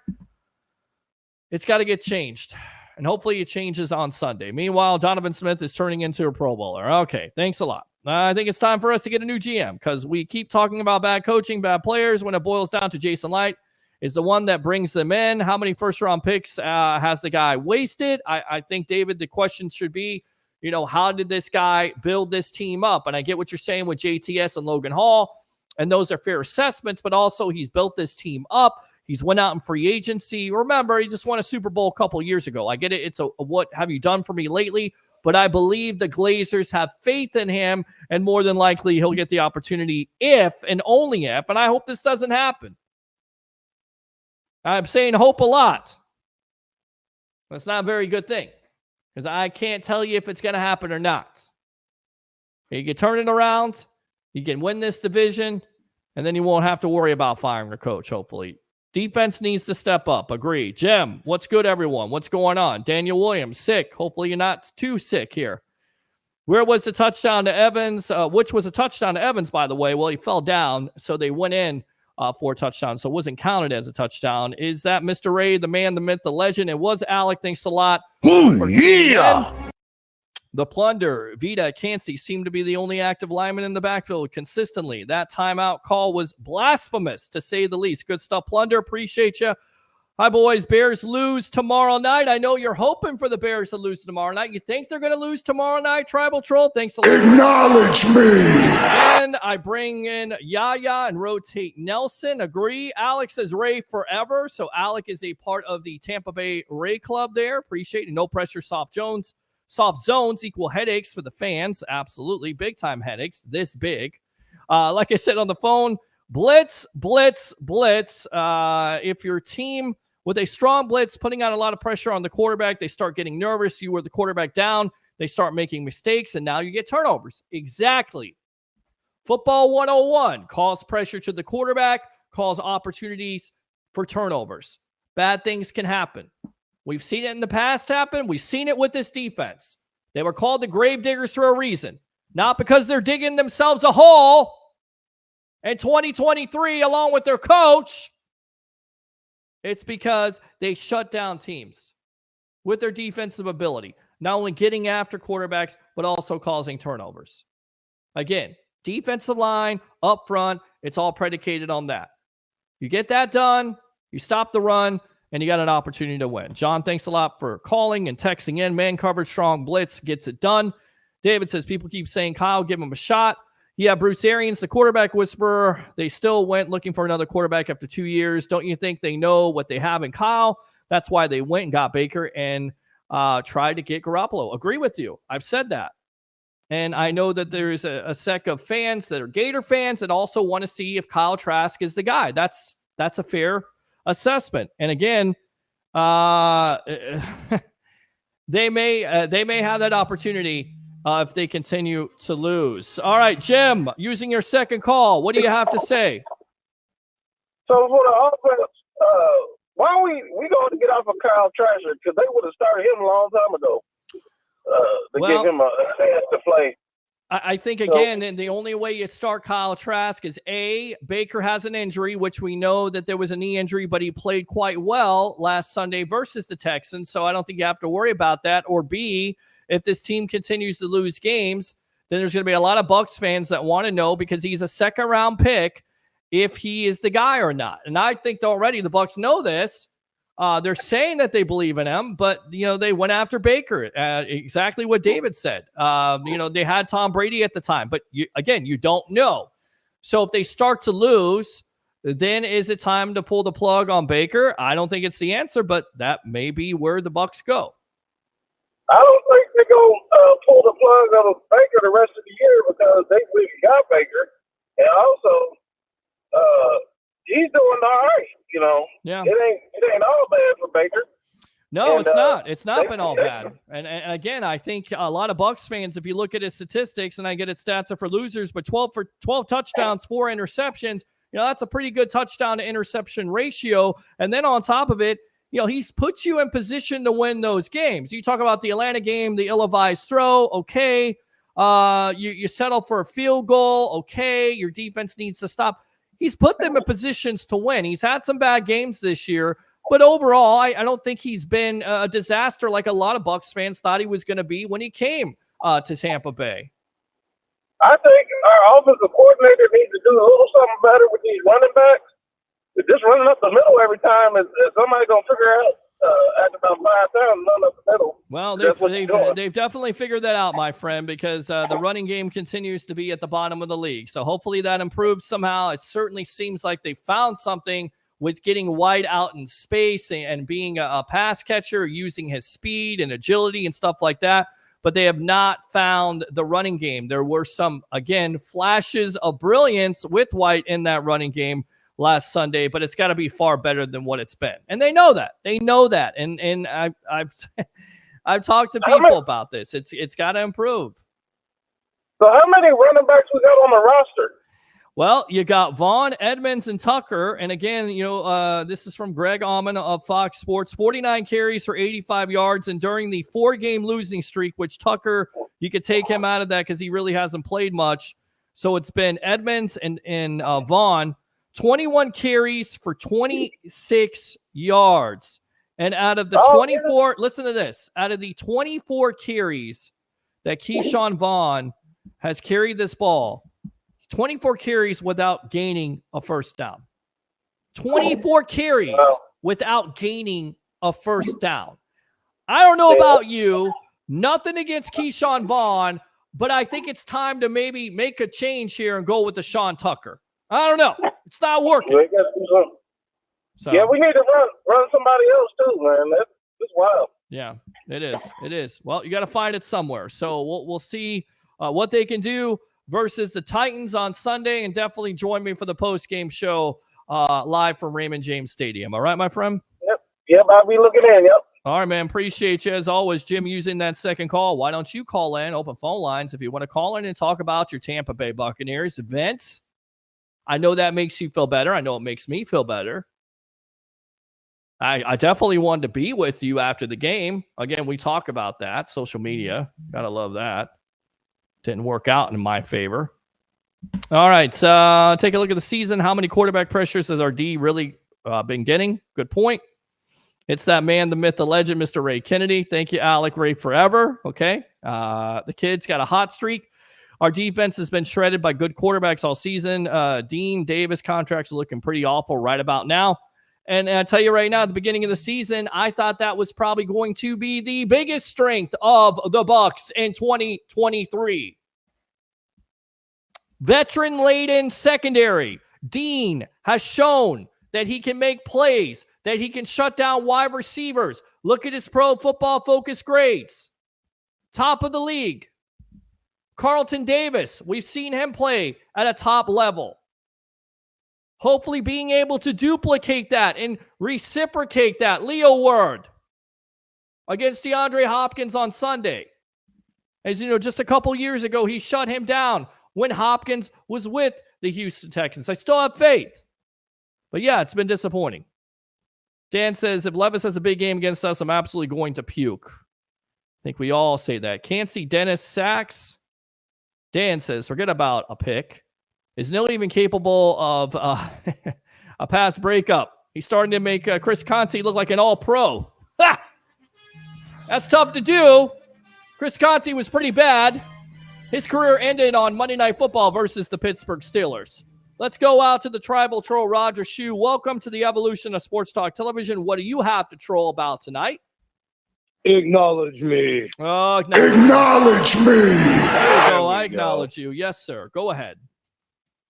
What in the hell is wrong with Vaughn? Who? Keyshawn Vaughn? Yes. He's not a good running back. He's not a good running back. I think that's pretty evident with the stats. My God. I mean, did you see him? 24 carries without gaining a single first down. That's worse than Chicago Bears bad. You have to go all the way back to like 2006 with the Jets running back. I'm trying to think of his name right now. It doesn't matter what his name is. Thank you. All right, what about your Chicago Bears on Thursday night? Is that probably the worst game of all time with the Carolina Panthers versus the Bears? It's going to be for the Toilet Bowl Championship 2023. Okay. Who are you taking? I don't know who to take in that game. I have no idea. The Bears Take turned the over the Panthers. ball 5 times. I mean, who do you want to win? If I'm the Bears and you're tanking, don't you want Carolina to lose? Go Panthers. You want them to win?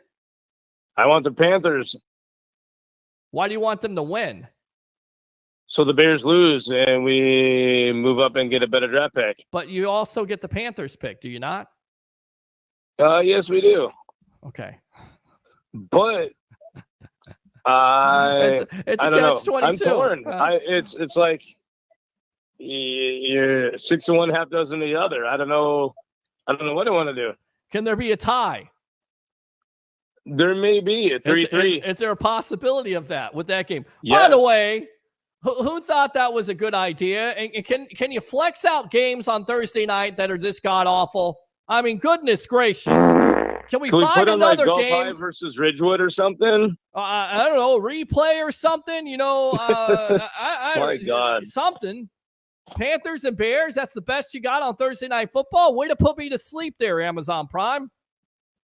I don't even have Amazon Prime, so I'm not going to watch the garbage anyway. Well, I can throw you my password if you want to watch it. By the way, I talked to Gertrude today. She told me to tell you hello. I love Gertrude. She absolutely. This guy sucks. There you go, Gertrude, and yes, we're not going to even go over there. All right, what else, Roger? That's really about it, bro. Bears suck, Bucs sucks, Giants suck, Jets suck. Wow. Everybody team sucked. Zach Wilson was terrible the other night. Giants were terrible the other night. Yeah, it's been a pretty rough season for New York football fans. It's been weird. Yeah, it is. All right, Roger. Appreciate the call as always. All right, man. I'll use my second call about midnight. All right, sounds good. I won't be here on midnights. Be talking to yourself, obviously. On the phone line, 727-255-0391. It's 727-255-0391. It's the Sports Web. I'm your host, Peter Blake, giving you something to think about. Ralph says, Ray, I heard wedding soup at the soup kitchen. Preach it, Ray. Scott, Keyshawn Vaughn should not be used unless absolutely necessary. He is a practice squad player at best. I don't even think he's that. And I don't know if he belongs in the NFL at this point. Sorry. Everything that he showed the last couple of years, he's gotten the opportunities. It's not working out.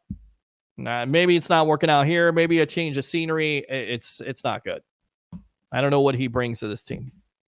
White had some decent runs. Absolutely. Christopher Cole. No halftime adjustments at all. Scott, JTS is a huge disappointment in the pass rush. JTS keeps getting blocked out of the play. Scott says if Todd Bowles gets let go, then that means we will be picking in the top 5. We'll be drafting a quarterback, which I know there are a lot of fans out there that want to see this team draft a quarterback. I will caution you that if you know the Bucs history, it doesn't always work out that well. Doesn't mean you stop drafting a quarterback, because this quarterback class could be very special. Of course, Caleb Williams out of USC, Michael Penix from Washington, Drake May from North Carolina, Shedeur Sanders from Colorado possibly could come out. I mean, there's lots of quarterbacks that could be coming out in this draft that a lot of Bucs fans feel like, well, Bo Nix out of Oregon. Reminds me of Bo Callahan from draft day. And that didn't necessarily work out too well for them. But it has not worked out for the Bucs. So hopefully you're not talking about that at the end of the year. If we are, we'll have you covered here on the Sports Web. Another thing, Peter, you keep saying 12 touchdowns, 4 interceptions. That's with no running game. Yeah, no running game at all. No running game at all. Can you imagine if he had a running game? I don't think the offensive line is that great. I think they're okay. I think there's been pressure. I think if they've given him enough time that he'd be able to find some of these open wide receivers. Evans is still on track at this point to have his 1,000-yard receiving his year. But they missed plays. He's missed plays. He hasn't played perfect. I never came on this show and say he's going to be perfect. I had a good feeling about this offense. I told you that. Talked to Dave Canales off air. I had some good feeling about it. Plus, it's the Texans. You have all those injuries. I still can't believe the Texans beat the friggin' Bucs. All right, speaking of, let's go out to Carlton Davis today, meeting with the media here on the evolution of Sports Talk Television. Enjoy. The play, everything was wrong. I don't have an explanation, honestly. Like, what you've seen is what happened. You got to own up to it. Hurtful to watch, to replay in your head, especially knowing, the caliber of player I am and the standards that I have it's like one of the worst things that can happen. And it's the brutal truth of, playing corner is that, whenever you are not on point, it's for the whole world to see, and it could be for all the marbles. That's just the position that I play. But I take it with pride, and I love what I do, and I'm gonna get better, and I've moved on past it, and I just want to get that nasty taste out my mouth. You've never been a guy that's lacked for confidence. How do you kind of regroup after a game like that and to where it doesn't eat at you? Like I said, the position I play, it's a brutal position, where when you mess up, it's for millions to see. And I know that. I've always known that. I've been here before. It's not my first rodeo.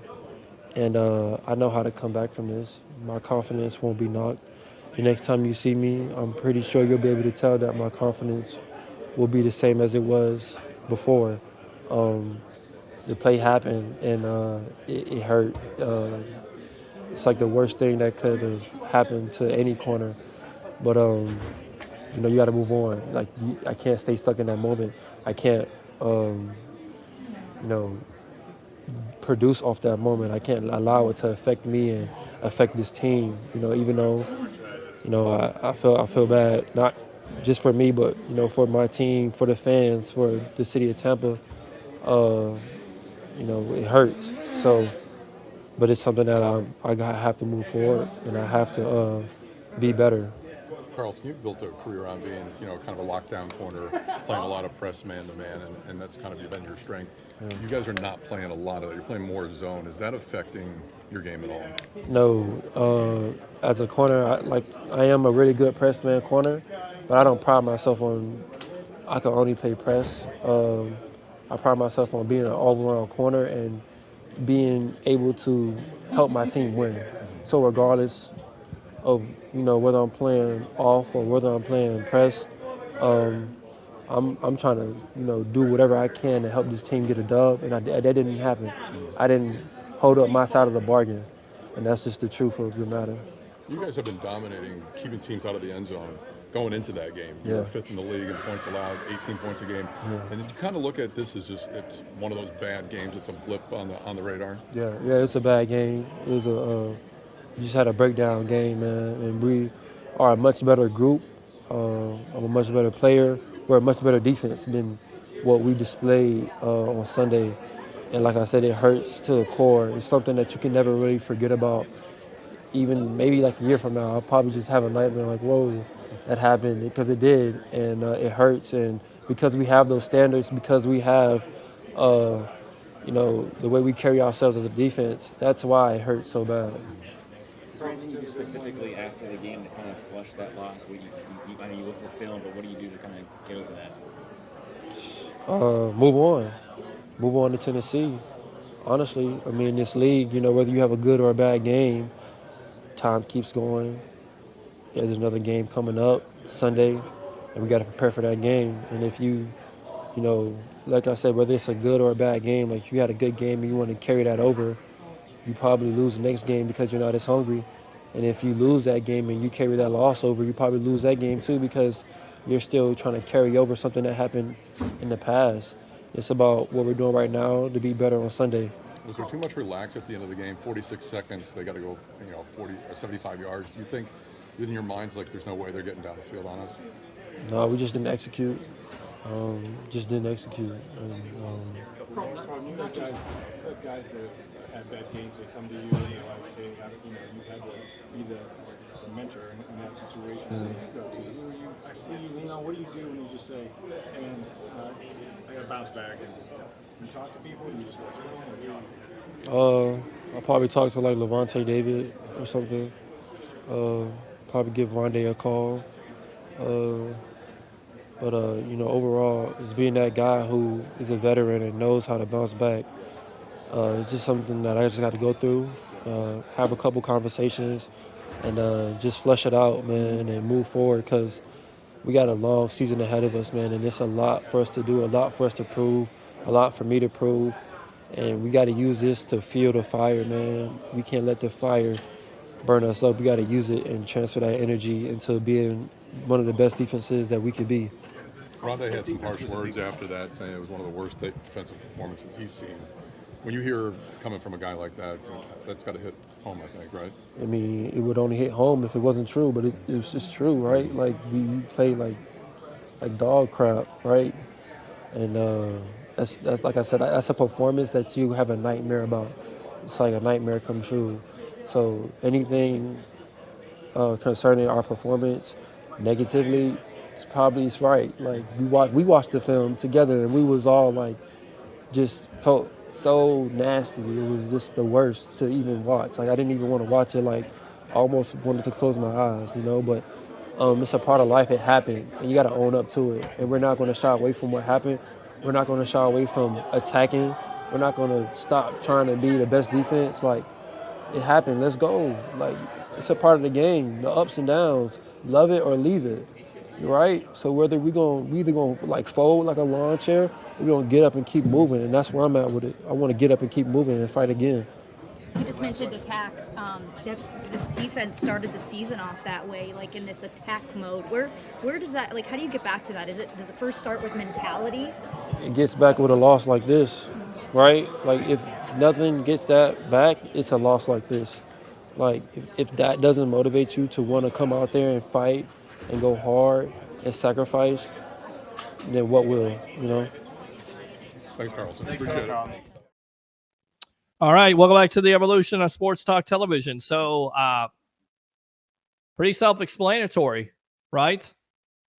Taking accountability. He knows he had a bad game. He got called out for it by Rondé Barber, probably the coaching staff. He knows. So there you go.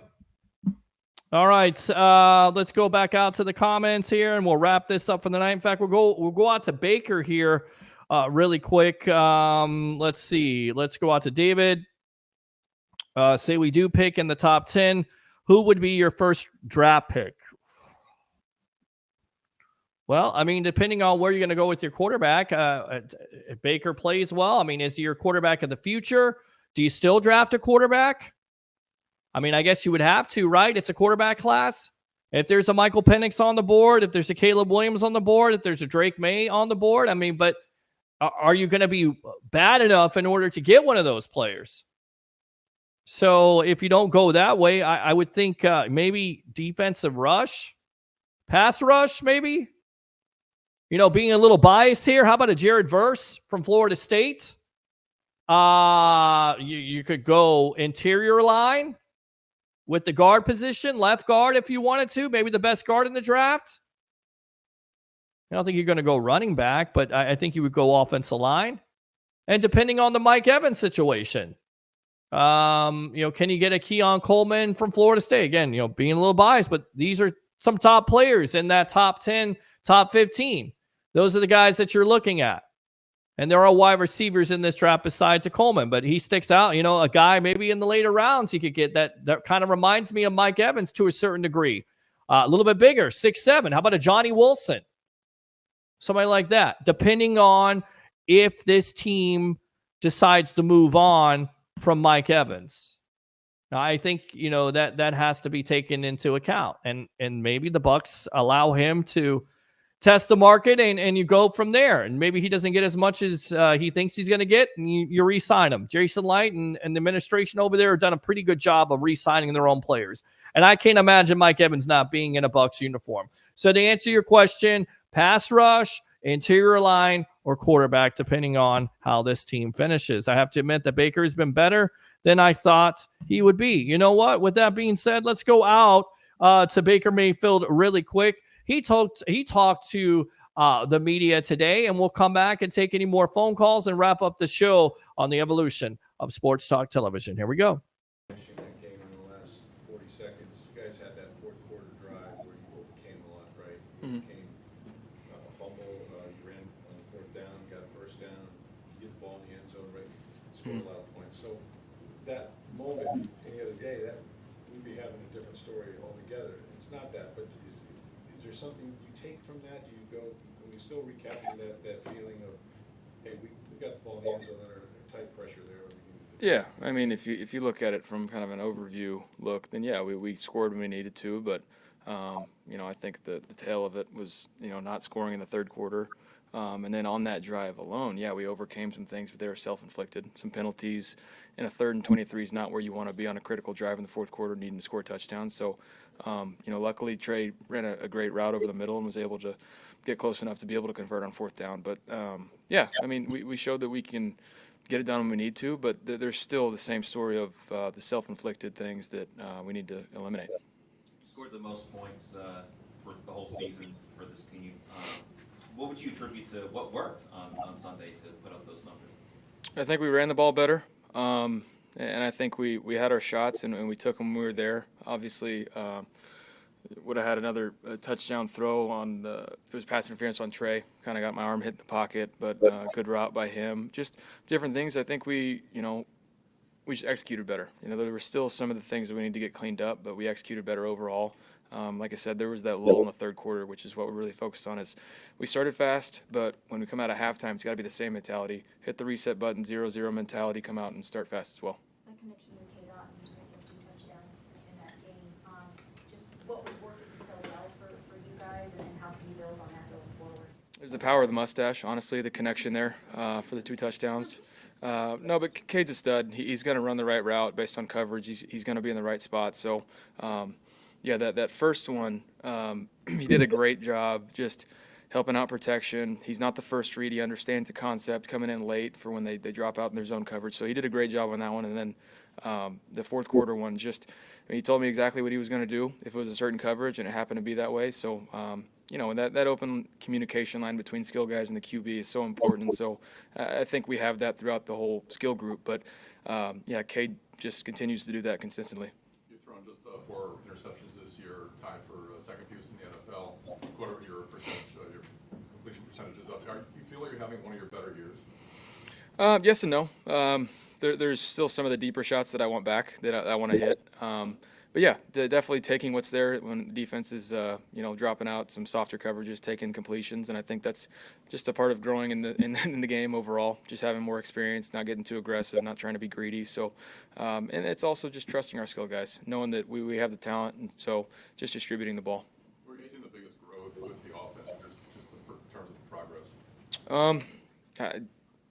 we've been talking about the run game, but I think you saw just being on the same page on Sunday of just better execution overall, whether it's communication up front, guys finishing the blocks, down the field blocks, and so we were better in that aspect. And so I think just the overall understanding of our system that's continuing to get better and better the more reps we get. When you look at a player like Rashad White, he's kind of gone from being an out receiver to a real weapon in the passing game with some real yards. Yeah. Probably your number 3 receiver right now in terms of that because of what he can do. Just how exciting is it for you to see that guy really take off and he's such a reliable guy, not just catch the ball, get yards, but get first down. Yeah, I mean, it's vital for the backs to be able to have these checkdowns and stuff in the pass game, and then when you can feature them in different formations and things like that, that's when you really become dangerous. So, I think the best example to your question is just that short little stick route he ran in the red zone. It was 3rd and whatever. He catches it, splits a couple guys, and almost scores a touchdown, but gets the first down to set up 1st and goal. So those are the things that the hidden yardage, when you can catch a ball, get straight up field, drop step, and get vertical. That's he's got a knack for making people miss, but on that one, he got north and south, so he understands what he needs to get done. Vicar, if you play in this league, everybody has a bad game, right? Individually, you certainly have them, I'm sure. Carlton Davis didn't play maybe his best game. What do you do individually to get over that? You don't have a lot of time, and that's you have to compartmentalize things. Yeah. But for you, is it going right into the tape, or is it I'm going to have a few beers and forget about it? Like, what do you do to reset? You know what I mean? There's a fine line of both. No, it's kind of like I've mentioned about talking about our offense. For me, I look at all right, what went wrong in the game. Is it a fundamental thing?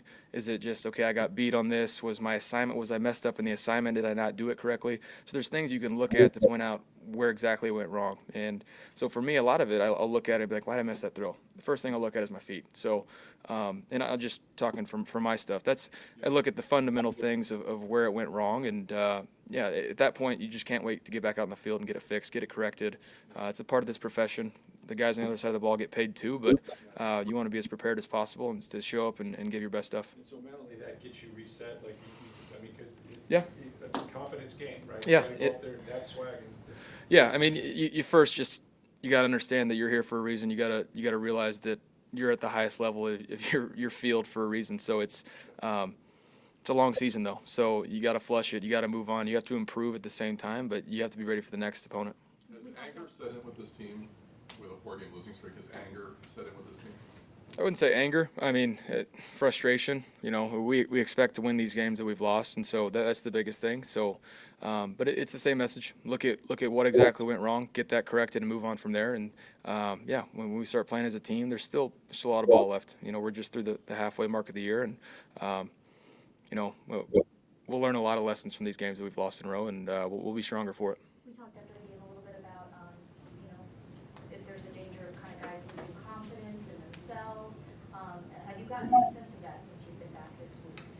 No, I think guys came out with the right intentions today. Focused, ready to go.